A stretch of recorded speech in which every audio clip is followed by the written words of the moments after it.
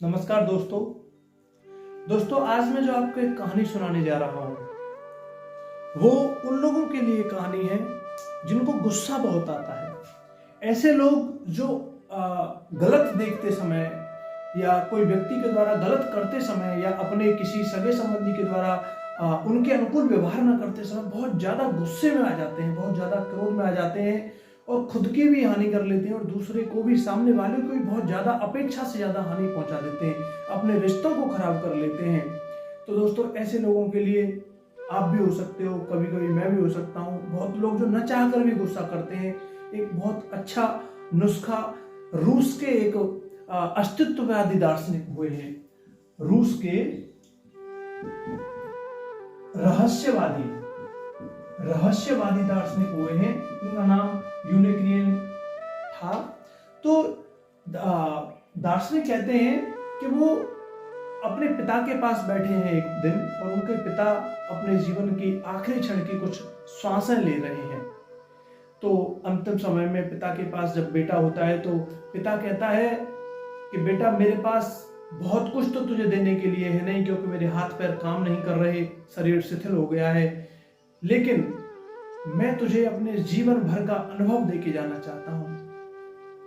और वो अनुभव है बेटा कि तू एक बात हमेशा ध्यान रखना, मैंने जीवन भर में जो सीखा है वो ये है कि कभी भी जब तुझे ये लगे कि सामने वाला गलत कर रहा है, सामने वाला तुझे गाली दे रहा हो, तेरा अपमान कर रहा हो, या वो बेवकूफी से कोई काम कर रहा हो जो तुझे लगता है, या ऐसी कोई कृत्य जिससे तुझे उस पर गुस्सा आ रहा हो, जिससे तुझे उस पर क्रोध आ रहा हो, तो बेटा मेरी बात को कभी मत भूलना कि तत्काल ये विचार करना कि मैं या तो उससे व्यक्ति से कहना या खुद से कहना कि 24 घंटे बाद इस बात का जवाब दूंगा। दोस्तों हाँ, 24 घंटे। आपको लगेगा कि यार कोई व्यक्ति जो हमें गाली दे रहा है, जो हमारा अपमान कर रहा है, या जो हमारा इतना अच्छा काम बिगाड़ दिया जिस व्यक्ति ने, उसको 24 घंटे बाद जवाब देंगे तो हमारा तो हिटलरपन, हमारा सम्राटपन, हमारा जो है सिकंदरपन तो मिट्टी में मिल जाएगा। बस खुद को तो मिटाना पड़ेगा दोस्तों। यदि गुस्सा रूपी शत्रु से अपने आप को बचाना है तो कुछ तो बदलाव करने होंगे, अपने इस झूठ की माया से निकलना तो होगा। दोस्तों जो व्यक्ति जिस क्षण गुस्से की घटना घट रही हो, ऐसी कोई माहौल बन जाता है कि गुस्सा आ रहा है पत्नी के विरोध में, पति के विरोध में, अपने भाई के ऊपर या किसी दोस्त के ऊपर, और हम अपने रिश्तों को खो देते हैं, तो ये रिसर्च में पाया गया है कि जो व्यक्ति तत्काल निर्णय नहीं लेते, तत्काल जवाब नहीं देते। देखो गुस्सा की विज्ञान है, क्रोध हम नहीं करते। क्रोध का एक हार्मोन्स होता है जो हमारे मस्तिष्क में निकलता है। हार्मोन्स क्या करता है कि जैसे कोई अप्रिय बात जो हम अपने कानों से सुनते हैं और वो हमारे मस्तिष्क में पहुंचती है, तो मस्तिष्क जो है उस हार्मोन्स को सिग्नल देता है कि मुझे ऐसी बात कही गई है जो मेरा अपमान कर रही है, तो मुझे इसके प्रति आक्रोश की प्रतिक्रिया देनी है। तो इसमें टाइम लगता है। जो व्यक्ति इस टाइम को एकांत में बिता दे, उस क्षण रुक जाए बस, तो वो हार्मोन्स निकलने के बाद शांत हो जाता है। अब जब हार्मोन शांत होता है तो हमारा विचार आगे आता है, हमारा मस्तिष्क सोचता है। और ये दुनिया में, भारत में करोड़ों केस पेंडिंग में पड़े हुए हैं अदालत में, और हजारों लाखों केस रोजाना सॉल्व किए जा रहे हैं। घर परिवार में हजारों घटनाएं डेली घटती हैं, जिनमें अगर आप शांति से विचार करके देखो अपने प्रत्येक रिश्ते में, प्रत्येक छोटे से छोटे, बड़े से बड़े रिश्ते में, तो आप पाओगे कि गलती इतनी बड़ी नहीं थी कि इतना बड़ा निर्णय लिया जाए, सामने वाले की गलती इतनी नहीं थी कि ऐसा करना पड़े। लेकिन होता क्या है कि हर व्यक्ति खुद को बहुत ज्यादा सही मानने लगता है, खुद को बहुत बड़ा तीर खां समझने लगता है। देखिए आप और हम तो कुछ नहीं है, प्रधानमंत्री का पद भी कुछ मायने नहीं रखता है। जब बात समाज की आती है, इंसान की बात आती है, हर इंसान संविधान के लिए बराबर है।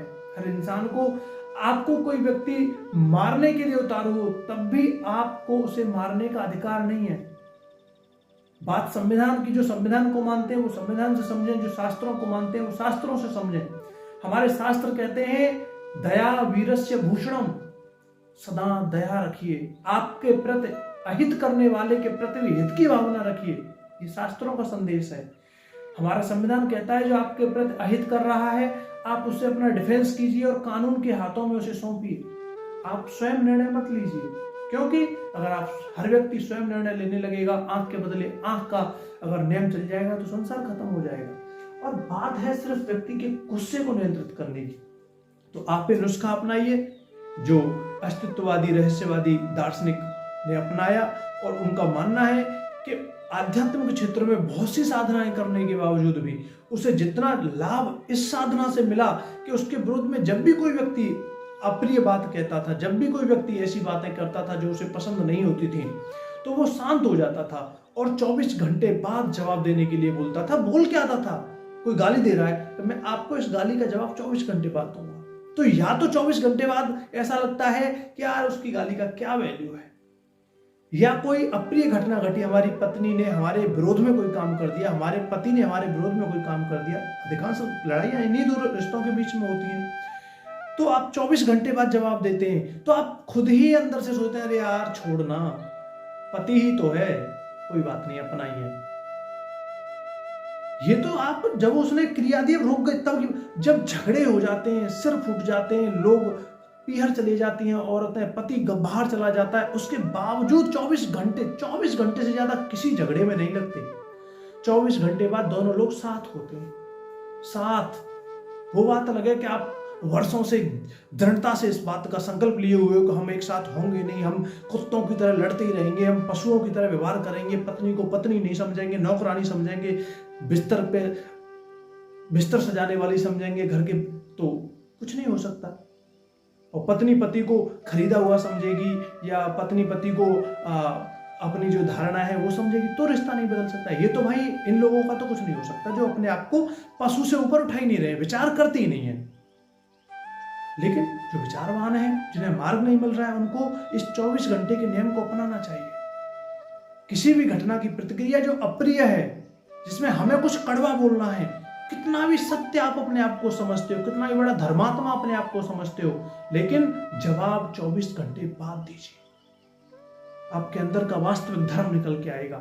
वो धर्मात्मा हो ही नहीं सकता जो बात बात पर क्रोध करे। वो ज्ञानी हो ही नहीं सकता जिसके अंदर विनय न हो। विद्या ददात विनयम, विद्या विनय प्रियता प्रेम शांति देती है।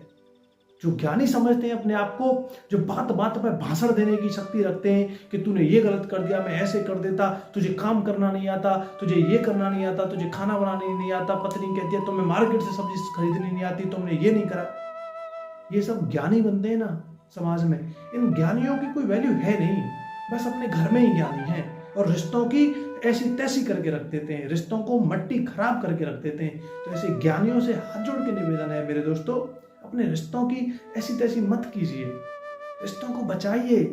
ये जीवन छोटा सा है, एक बार मिला है, इस जीवन को जिए, प्रभु से प्रीति लगाइए। प्रभु को नहीं मानते हो तो अपनी आत्मा को पहचानिए, अपने अंदर की विचारों को देखिए, अपने शरीर का ज्ञान प्राप्त कीजिए, अपनी समाज का ज्ञान प्राप्त कीजिए और समाज में जिए। सूर्य को तो मानते हो, चंद्रमा को तो मानते हो, ब्रह्मांड को तो मानते हो, देखिए डेली चल रहा है। एक दिन हमको मिट जाना है, हम आए हैं और हमें चले जाना है। कहां से आए हैं, कहां चले जाना है, क्या है हमारे जीवन का लक्ष्य, क्या है हम और क्यों आए हैं, ये तो सोच सकते हो। मत मानो किसी ईश्वर को, आप सोचिए। आप फालतू की चीजों को सोचना ही बंद कर दोगे। जिस दिन हर इंसान ये सोचने लगे तो फिर उसके अंदर ये कुत्ता बिल्ली वाली लड़ाइयों की झगड़े की बात नहीं आएंगी कि वो ये बुरा है, उसमें ये कमी है, उसमें ये कमी है, वो ये गलत कर रहा है। वो करते रहो भैया, फिर आपकी मर्जी है।